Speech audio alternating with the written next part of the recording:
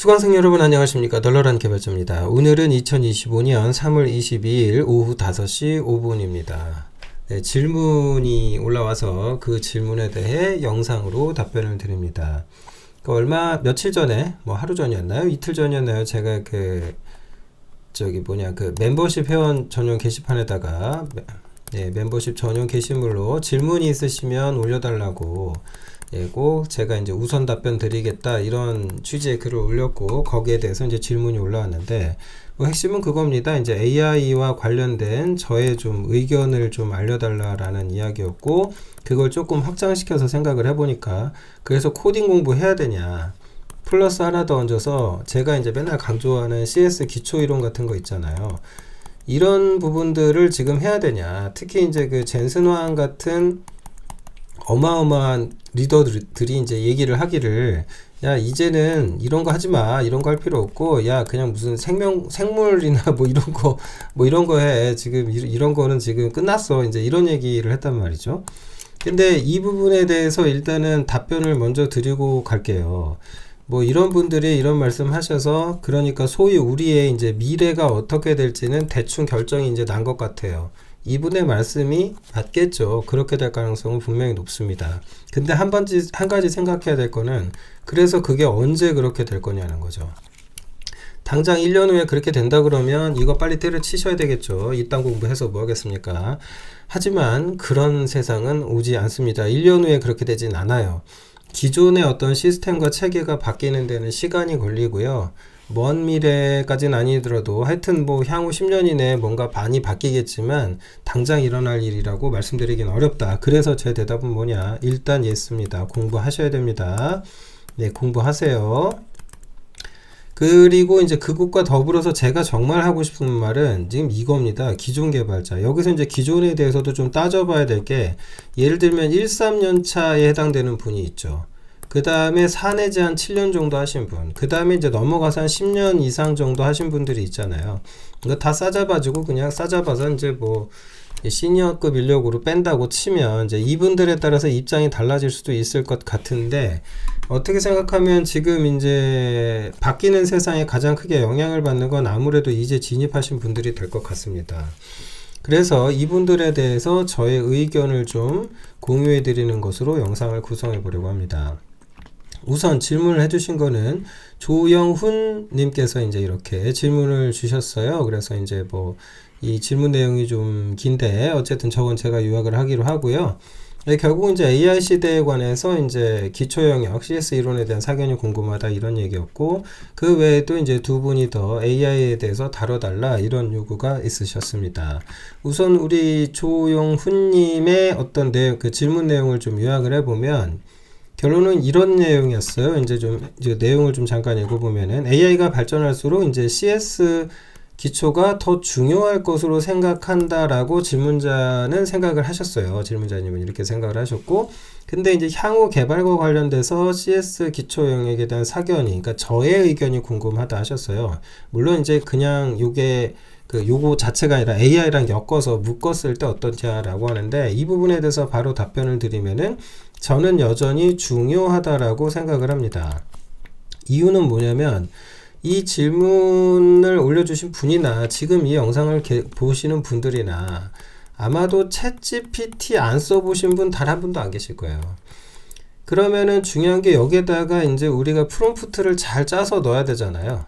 인풋을 잘 해야 되겠죠? 그래야 이제 그 출력 결과가 굉장히 고퀄리티의 이제 결과가 나옵니다. 물론 AI가 발전할수록 내가 질문을 좀 잘 못해도, 뭔가 부족하게 하더라도 좋은 답변이 나올 가능성도 있겠죠. 네. 그런데 아직까지는 현재는 분명히 그렇습니다. 이 입력 프롬프트에다가 뭐라고 입력하는지가 굉장히 중요한데, 확실한 건 뭐냐면은, 내가 많이 알수록, 그러니까 지식이 많을수록, 지식 수준이 높고 쓰는 이제 이렇게 되면 이제 어휘가 다르겠죠. 이런 부분들이 달라지면은 아주 디테일한 질문이 가능하거든요.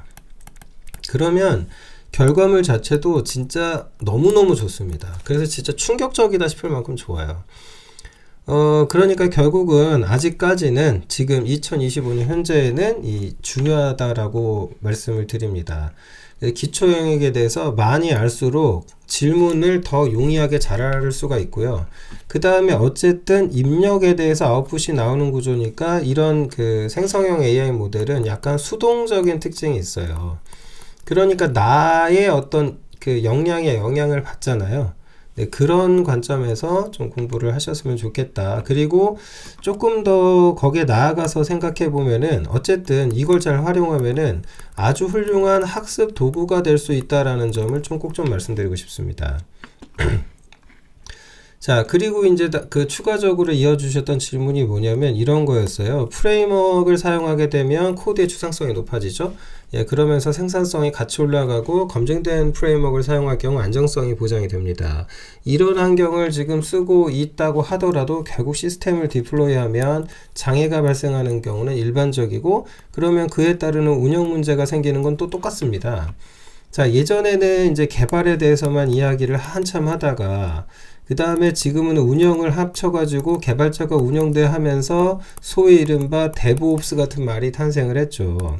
그래서 이제 이런 식으로 어떤 그러니까 소요되는 인원은 줄고, 그러니까 옛날처럼 그 전산실 관리 직원이 따로 요즘 없거든요. 그냥 클라우드 환경을 쓰다 보니까. 뭐 이러면서 이제 인당, 사람 하나당 어떤 처리해야 될 업무량 자체는 지속적으로 증가해 왔어요. 그거는 옛날부터 늘 똑같았는데, 뭐 앞으로도 그거는 다르지 않을 거라고 봅니다. 다만 가속화되겠죠. 이제 AI 때문에. 그러면 여기에서 이제 질문이 AI 발전에 따라 이런 운영상 부분도 진입장벽이 낮아질 거냐? 굳이 진입장벽이라는 표현을 쓰셔서 저는 뭐라고 질문을 이해했냐면 그 가치에 대해서 이야기하신 게 아닌가, 즉 전망에 대해서 논한 것이 아닌가라는 생각을 했습니다. 그러니까 진입장벽이 높으면 아무나 진입 못하니까 내가 오래도록 나의 가치를 인정받고 해당 분야에서 좀 뭔가 내 삶을 영위하는 데 크게 도움이 되겠죠. 그런데 여러 사람 누구나 진입할 수 있다라고 한다면은 나의 가치는 그만큼 하락할 거고 이 전망이 좋지 않다라고 판단하시게 될 수도 있을 것 같아요. 안타깝지만 낮아질 것이냐라는 질문에 대해서 제 대답은 예스인데 이거는 그 속도가 더 빠를 것 같다라고 추정합니다. 네, 아무튼 제 의견은 그렇습니다. 자, 우리 AI에 대한 얘기 좀 해보고 이제 구체적으로 이제 개발자의 생존 전략 이야기도 좀 해볼게요. 그 오픈 AI가 규정한 AI 5단계가 이제 이래요. 처음에 챗봇 단계, 뭐 그러다 추론하다가 에이전트 나오고, 그러니까 여기가 이제 자비스 나오는 거죠. 이때부터 자비스 나오는 건데 우리가 현재 지금 이 지점 어딘가에 있어요. 지금 이게 막 도입하고 있는 도입 중입니다. 지금 현재 2025년 현재 이 에이전트 서비스가 이제 태동을 하려고 하고 있어요.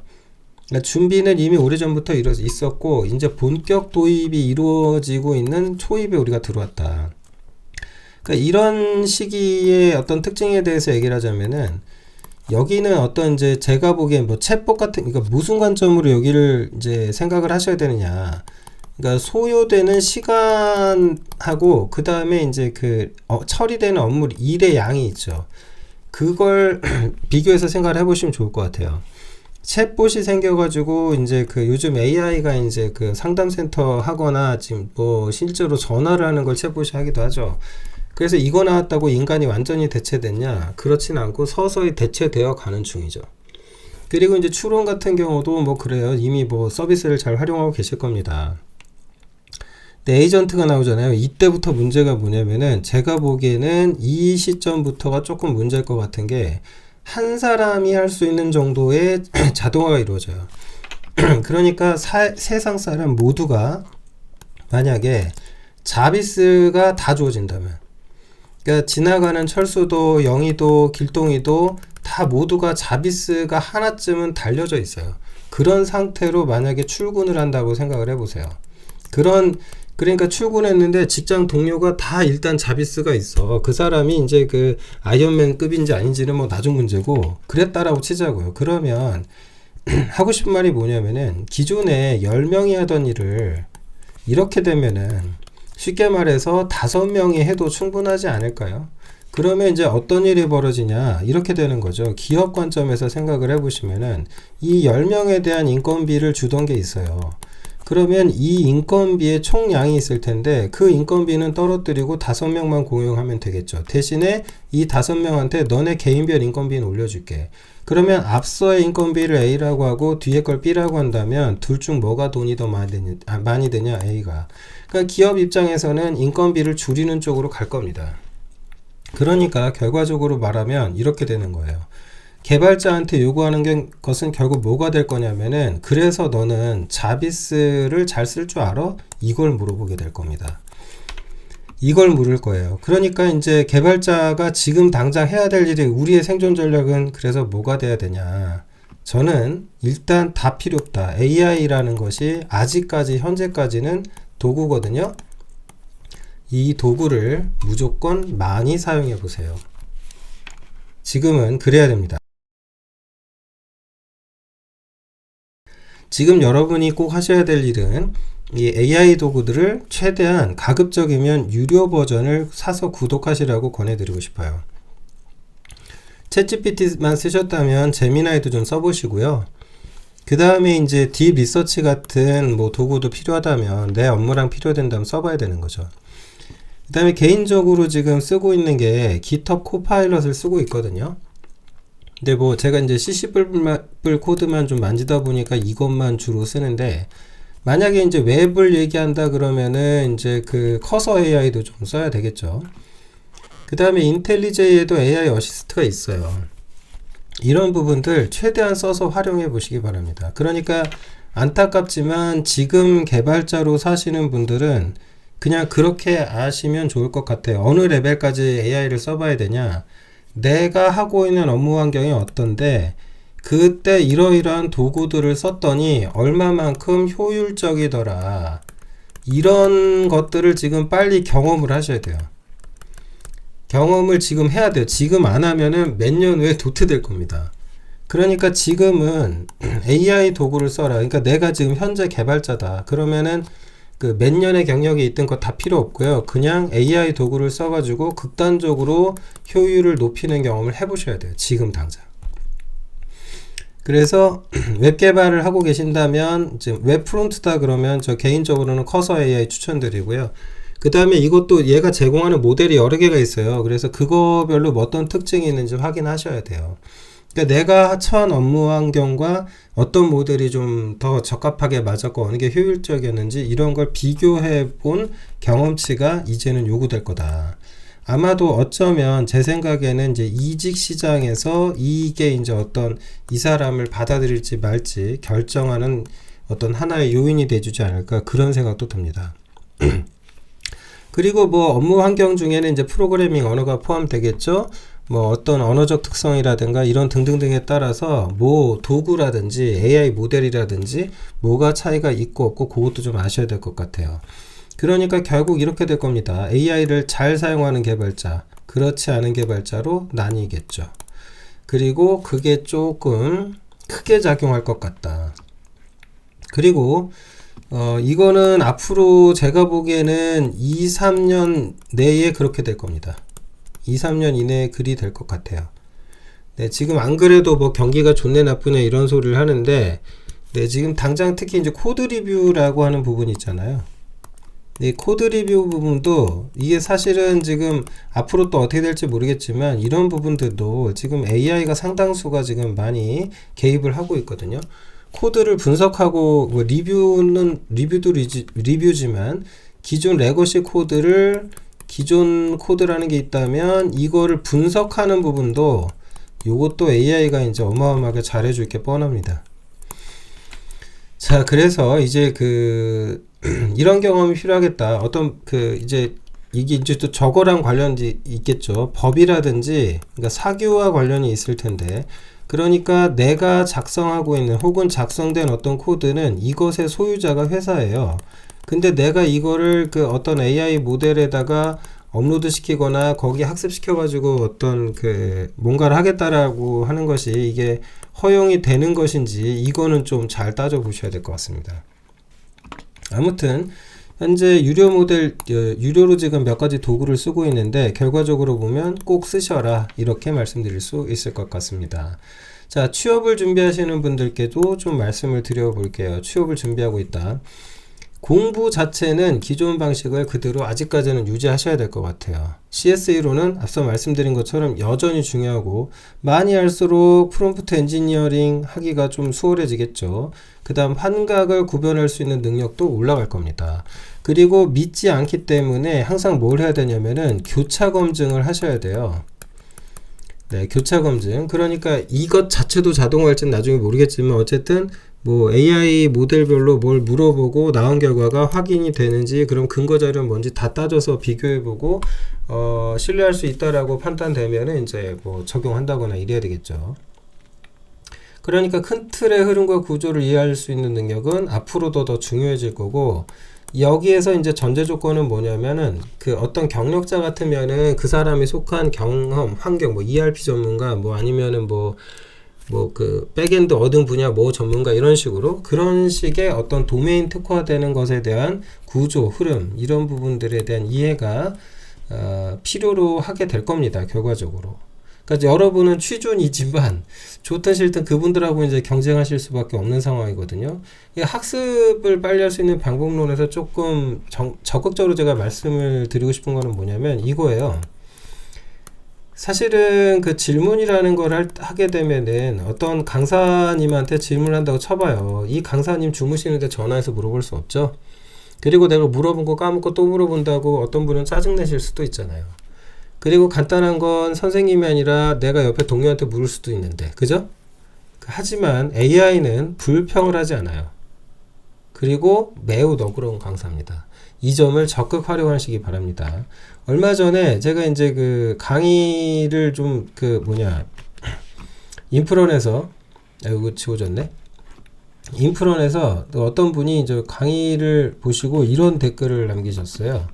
이런 글을 남기셨는데 요 글을 좀 소개해 드리고 싶습니다. 뭐라고 하셨냐면 이렇게 말씀을 하셨어요.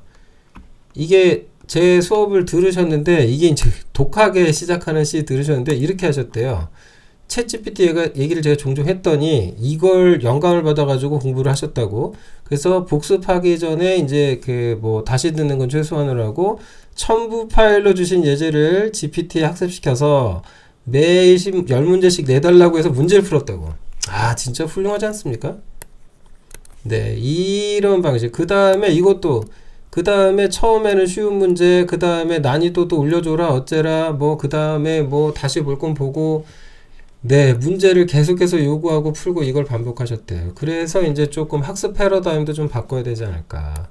문제라고 하는 것, 그러니까 학습 문제겠죠? 이런 부분들. 네, 교재가 정해주는 한계를 쉽게 넘어갈 수 있다. 네. 그래서 이게 이렇게 해서 계속 반복하셔가지고 독하게 내달리셨다라고 했는데, 제가 보기에는 이제 이래야 될 때가 온 것 같아요. 그리고 개인적으로 코파일럿 쓰고 있는데 화면을 보면 이래요. 보통 요즘 여기 달팽이 배열이거든요. 이게 이제 달팽이 배열인데, 이 달팽이 배열에 대해서 이거를 예제 분석해줘 그랬더니 이 코드는 어쩌고 분석 다 해가지고 주석을 더 달아줘요. 얘가 이렇게. 네. 이렇게 달아주고 분석해주고 문제 내달라면 문제도 막 변형해서 내주고 다 해줍니다. 그런 세상입니다. 그러니까 이제 학습하시는 분들은 이 사실을 잊지 마세요. AI는 불평 안 합니다. 그리고 실력도 좋은 너그러운 강사님이에요. 동료이자 강사라는 점 잊지 마시고 적극 활용하시기 바랍니다. 그러니까 지금 개인적으로 제 비주얼 스튜디오 화면 잠깐 보여드리면 이렇게 돼 있어요. 여기 코파일럿 채팅창이 있잖아요.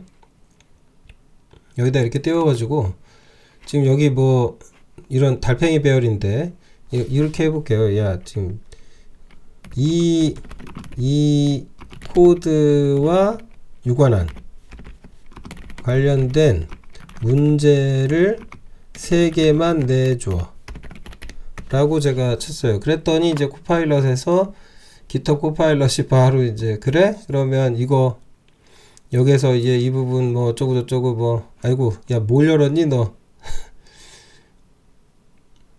얘 또 엉뚱한 거 보고 한 것 같은데? 네. 지금은 엉뚱한 거 했군요. 아, 지금은 딴 걸 열어갖고 제가 했던 것 같은데. 아니 달팽이 배열에 대한 문제 이렇게만 쳐볼까요? 네, 잘 내주네요. 훌륭합니다. 답도 내주죠. 자, 이런 세상입니다. 그래서 지금 이런 채팅창을 열어놓고 코딩을 결국은 저도 좀 해보니까 꽤 하게 되더라고요. 네, 아무튼 그렇다. 그래서 지금 현재 저는 제가 AI 서비스를 저는 어떻게 활용하고 있냐면은 뭐 일단은 뭐 이론들이 뭔가 있으면 공부도 하고 저도 공부 계속 하잖아요. 그래서 이제 검증할 때 특히 블로그 글이 있잖아요. 그러면 저는 일단 신뢰를 안 해요. 이거는 매번 검증을 하는 게 이제 습관이라서 그 다음에 제가 예제 만들고 검증해주고 그 다음에 의견을 물어볼 때도 요것도 이제 간단한 예제 같은 경우는 굉장히 좋은 의견을 잘 줍니다. 그래서 지금 결과적으로 보면은 뭐 어떻게 될 거냐 그냥 뭐 이렇게 될 것 같다. 예, 그 슬라이드가 어디로 갔니? 네, 슬라이드가 하나 사라졌네요. 빼먹었네. 네. 그래서 제가 보기에는 결국 이렇게 될 것 같아요. 향후 몇 년 안에 이제 어떻게 될 거라고 생각을 하냐면 이렇게 될 가능성이 굉장히 높다. 얘 왜 이렇게 야 임마 선택 요놈 향후 어떻게 될 것 같냐 이렇게 되지 않을까요? 향후 1, 2년 내에 이제 AI도 이렇게 나올 것 같아요. 네. 그러니까 사람이 이제 기획과 관련돼서 쓸 수 있는 AI, 문서 처리하는 놈, 그 다음에 코드 작성하는 AI, 테스트 코드 만들어주는 놈, 디버깅 전문 AI, 그 다음에 QA 테스트 AI 다 따로 나올 것 같아요. 이렇게 될 가능성이 굉장히 높고 그리고 이렇게 되면은 어떤 분야 특수화되기 때문에 AI 모델 자체도 그렇게 덩치가 크지도 않을 것 같고 로컬에서 돌려도 충분히 쓸만한 AI가 나오게 될 것 같다. 그러니까 사람은 진짜 이제 개발자란 무엇인가 여기에서 모든 게 끝나버릴 수도 있어요. 그러니까 기획 단계. 그래서 이제 나는 사람으로서 또 다른 사람을 만나고 그들과의 어떤 상호작용을 통해서 어떤 결과를 도출을 하고 그 협의된 결과에 관련돼 가지고 관련된 문서를 만들고 그게 양당 간의 협의가 모두 종료가 되면은 그것에 대한 임플레멘테이션, 프로토타입 정도는 이제 순식간에 만들어낸 다음에 그거에 대해서 이제 그 뭐 고객사든 뭐 상대방의 컨펌을 받고 기능적으로 적절하게 잘 작동하는지 코드 분석한 다음에 네가 기능 단위 테스트 할 수 있는 코드 만들어줘 어쩌고 하고 뭐 이렇게 되지 않을까요? 이게 저는 이렇게 가는데도 앞으로 한 1, 2년 내에 등장할 것 같아요. 앞으로 곧 등장할 것 같습니다. 2027년 정도가 되면은 이러고 있을 것 같다. 그러니까 좋든 싫든 이제 여러분은 그냥 이렇게 알고 계셔라. AI 잘 쓰는 개발자, 그렇지 못한 개발자 나뉠 거다. 말씀을 드려봅니다. AI에 대한 한계 얘기를 좀 끝으로 말씀을 좀 영상을 마무리하려고 하는데요. AI에 대해서 얘기할 때 이제 소위 한계라고 하는 것은 얘가 생물학적 특성에 대한 부재 부분이거든요. 이게 무슨 얘기냐면 생물은 기본적으로 이제 그 생존이라는 문제가 있죠. 그 다음에 번식을 해야 됩니다. 그러니까 자기 복제를 통해서 번식하고 그렇게 후손을 남기는 방식으로 생명을 이어가죠. 근데 이제 AI는 이런 생물학적 존재가 아니죠. 그래서 이런 특성이 없다 보니까 얘가 이제 기본적으로 기존 인간이 만들어낸 어떤 그 지식 데이터가 있잖아요. 이 기존 데이터가 있을 테면은 그걸 베이스로 단순 학습을 통해서 그러니까 지가 터득한 게 아니란 말이죠. 근데 그 알파고 제로가 그렇듯이 어떤 이 세상 전체 이 세상이라고 하는 것 전체를 작동하는 물리 규칙이라는 게 있겠죠. 그 다음에 지금 물리적 어떤 규칙 플러스 그 다음에 지금 현재 특성이라든지 구조라든지 뭐 이미 지금 지구가 동그랗고 어떻고 정해져 있잖아요. 그런 거를 딱 정해주면은 그 내부에서 이제 똑같이 생존해 나가는 어떤 존재가 되어서 스스로 이제 여기서 살아남기 위해 뭘 어떻게 해야 된다라는 그걸 개척해 나가는 이걸 근데 어차피 걔는 분명히 컴퓨팅 환경에서 할 거예요. 그리고 이제 글쎄요. 이 얘기까지 넘어가면 머리 아파지는데 어쨌든 결국은 AI는 로봇을 만들 것이고 이 로봇이 실제 생활을 경험하면서 뭐 뛰어도 다니고 뭣도 하고 사람처럼 생활하면서 뭐 생활한다고 해야 될지 그것도 잘 모르겠는데, 그러면은 얘를 통해서 어떤 데이터가 수집될 거고 더 나은 다음 로봇이 소프트웨어 업그레이드를 금방금방 하게 되지 않을까. 근데 진짜 얼마 안 남은 것 같다. 개인적으로 이제 저는 이런 얘기 하게 될 것 같아요. 자아란 무엇인가. 어쨌든 아직 AI는 지금 욕망이라는 걸 드러낸 적은 없거든요. 자아가 발현하고 욕망이 탄생하는 순간 어쩌면 우리는 어항 속의 금붕어가 될지도 모르겠어요. 그 손정의가 그런 말을 하셨던데, 그 일본인 손정의가 그 인간의 뇌의 10,000분의 1이라고 하더라고요. 금붕어가. 근데 앞으로 곧 머지않아 우리 인간은 거대 AI 모델의 10,000분의 1 수준밖에 안 될 거예요. 예. 그러니까 지금 AI로 들어가는 헬게이트인지 뭔지 모르겠는데, 이 판도라의 상자는 이미 열렸고, 좋든 싫든 우리는 또 살아남기 위해서 뭔가 해야 될 겁니다. 어찌됐건 결과적으로 그렇습니다. AI는 아직까지는 책임의 주체가 되지를 못합니다. 지금 적어도 현재까지는, 지금 2025년 현재까지는 아직까지는 도구라는 점. 그래서 철저히 도구라는 관점에서 접근하시고, 뭐 이런 부분들에 대해서 뭐 잘 쓰는 쪽에 어떤 스킬을 갖추시는 게 좋겠다, 그런 의견 드려봅니다. 제프 호킨스라는 분께서 이런 말씀을 하셨어요. 방금 말씀드린 것처럼 AI가 이제 몸이 없어서 생기는 문제, 예. 그래서 이제 인간과 똑같이 생각하는 단계로 가기 위해서 감각운동 AI로 패러다임이 이제 전환되는 부분에 대한 말씀을 하셨거든요. 뭐 자세한 건 기사 한번 보시고요. 이분의 예상으로는 2050년에 인간지능 수준에 도달할 거라고, 인간 수준 지능에. 그러면 앞으로 25년 남았거든요. 참 어린 시절인데 20대 때 몇 살 때인지 기억이 잘 안 나는데 한 20, 30대였던 것 같아요. 저도 어쨌든 생물로서 죽음을 언젠간 맞이하겠죠. 죽음을 뭐라고 정해야 되는지도 이제 헷갈리는 미래가 올 수도 있을 것 같은데, 이 죽음의 마지막 순간을 우리가 임종이라고 하는데, 그 임종 순간에 내 곁을 지키고 있는 것은 저는 분명히 AI가 될 거라고 막연히 생각하고 있었어요. 굉장히 오래전부터. 예. 왜 그랬는지 모르겠는데, 하여튼 뭐 이런저런 뭐 책 몇 권 주워 보더니 그런 생각을 하게 됐던 것 같습니다. 어쨌든 그 당시에 그 막연한 생각이 현실로 도달할 날이 멀지 않았던 것 같고요. 어쩌면 이제 인간이라는 정의 자체가 바뀌어야 될 가능성도 오지 않을까, 그런 생각들도 좀 하게 되네요. 아무튼 뭐 말이 좀 많이 길어졌는데 결과적으로 이겁니다. 지금 당장은 딱 이거 하나입니다. 많이 쓰세요. 그리고 장단점을 빨리 확인하세요. AI를 완벽한 나의 도구화 시키는 그런 노력이 없다면 지금 개발자이신 분도 살아남기가 쉽지 않을 거고, 그 다음에 개발자로 취업을 하시려는 분도 역시 그러할 것이다. 그리고 학습 도구로서 여러분 잘 좀 활용하시는 것을 권장해 드린다 라는 말씀을 드리면서 영상 마치겠습니다. 고맙습니다.